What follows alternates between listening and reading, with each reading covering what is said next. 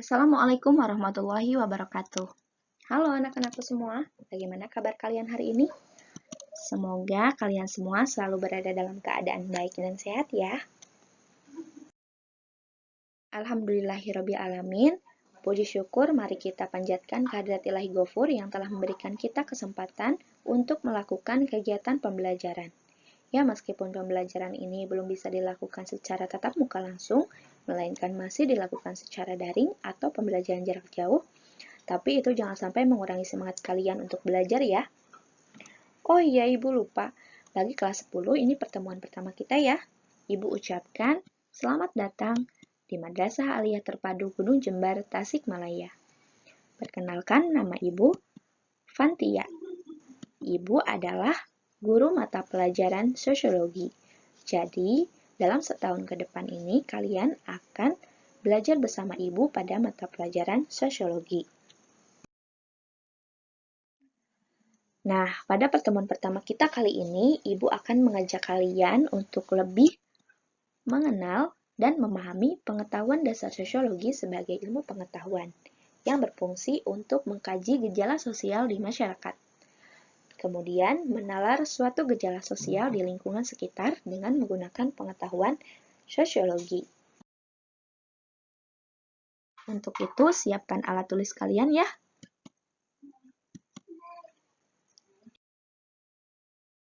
Adapun tujuan pembelajaran yang ingin dicapai pada hari ini yaitu setelah mengikuti pembelajaran diharapkan kalian mampu menyimpulkan sosiologi sebagai ilmu. Yang dilihat dari subpokok pembahasan kita pada hari ini yaitu pertama, pengertian sosiologi secara etimologis dan terminologis. Kedua, sejarah lahirnya sosiologi. Dan yang ketiga, objek kajian dan karakteristik sosiologi. Bagaimana? Sudah siap? Yuk kita mulai belajar.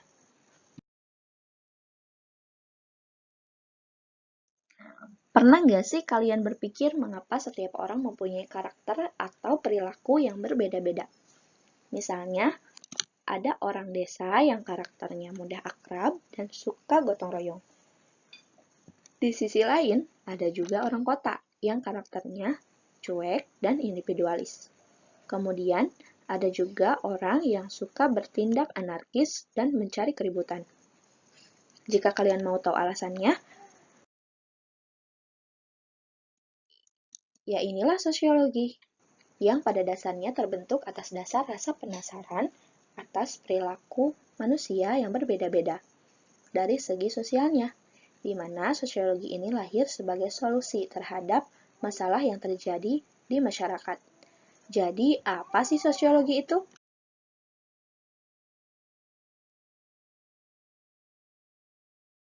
Anak-anakku semua, kita masuk ke pembahasan pertama kita ya, yaitu pengertian sosiologi.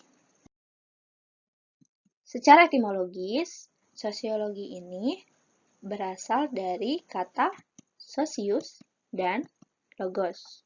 Sosius artinya teman dan masyarakat, sedangkan logos artinya adalah ilmu. Sehingga secara sederhana, sosiologi itu berarti ilmu berkawan atau bermasyarakat. Secara terminologis, sosiologi adalah ilmu yang mempelajari hubungan dan pengaruh timbal balik antar individu atau antar masyarakat. Lalu, kapan sih sosiologi ini lahir?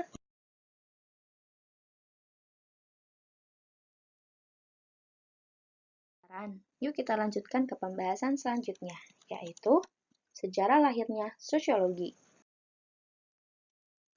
Jika kita lihat, sejarah lahirnya sosiologi ini telah melewati proses jejak langkah yang sangat panjang hingga sekarang, di mana lahirnya sosiologi ini dilatar belakangi oleh revolusi industri Inggris dan revolusi sosial Prancis pada abad ke-19 yang berdampak pada keharmonisan hubungan antar warga masyarakat, sehingga terjadilah kekacauan dan kesenjangan sosial akibat adanya kelas sosial. Situasi inilah yang mendorong seorang ahli filsafat Prancis bernama Auguste Comte, yang mana Auguste Comte ini menulis sebuah karya yang berjudul Course of Positive Philosophy, di mana di dalamnya ia menyebut kajian tentang kehidupan sosial manusia dengan istilah sosiologi, sehingga Auguste Comte ini mendapat julukan sebagai Bapak Sosiologi Modern. Namun, selain Auguste Comte, terdapat beberapa ahli lainnya seperti Karl Marx, Herbert Spencer, Emil Durkheim, dan Max Weber.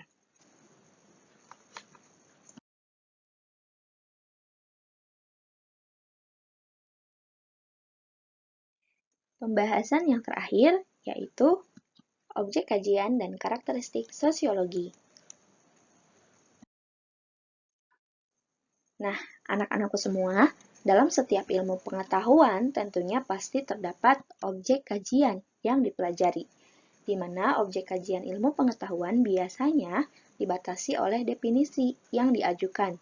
Begitupun sosiologi. Ayo, Ibu mau bertanya, kira-kira berdasarkan definisi sosiologi yang telah kita bahas tadi, apa sih objek kajian dari sosiologi yang kalian temukan? Apa? Masyarakat. Kemudian ada lagi interaksi manusia. Kemudian ada lagi perilaku manusia. Ya, betul sekali. Berdasarkan definisi tadi, dapat diketahui bahwa objek kajian sosiologi itu adalah perilaku manusia dalam masyarakat sebagai sebab akibat timbulnya hubungan sosial. Kemudian, apa saja sih karakteristik atau ciri khas dari keilmuan sosiologi itu? Di sosiologi itu ada 4, di antaranya. Pertama, sosiologi bersifat empiris. Artinya, sosiologi itu membahas segala hal mengenai masyarakat itu berdasarkan pada fakta yang telah melalui proses observasi dan penalaran. Jadi, bukan atas dasar opini atau pendapat ya, apalagi spekulasi atau angan-angan. Kemudian, kedua, sosiologi bersifat teoritis. Artinya, dalam mengkaji berbagai fenomena sosial yang terjadi di dalam masyarakat, sosiologi ini selalu berusaha menyusun abstraksi atau kerangka sebab akibat secara logis sehingga menjadi suatu teori. Sosiologi bersifat kumulatif. Artinya, teori baru sosiologi yang menjelaskan suatu fenomena sosial itu pada dasarnya dibangun atas teori yang sudah ada, namun disempurnakan lagi sehingga menjadi teori yang kuat.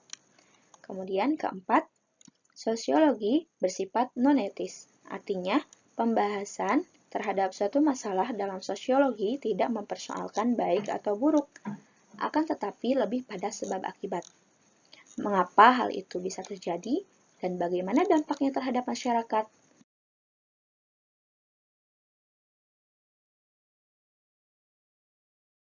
Apa kalian sudah paham? Atau ada yang ingin ditanyakan? Jika ada yang ingin ditanyakan, silakan hubungi Ibu via WhatsApp ya. Oke, untuk pembahasan pada pertemuan kali ini, mungkin dicukupkan sampai di sini. Namun, Ibu ingin kalian mencoba untuk membuat kesimpulan atas pembahasan materi yang telah Ibu sampaikan tadi. Nah, tugas membuat kesimpulan ini dikumpulkan ya. Batas akhir pengumpulannya pukul 12. Tidak boleh lebih ya.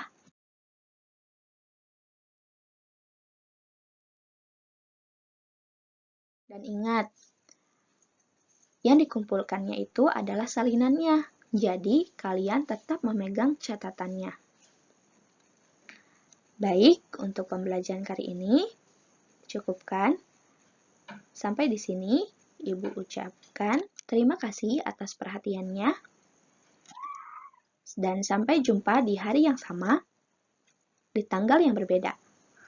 Wassalamualaikum warahmatullahi wabarakatuh.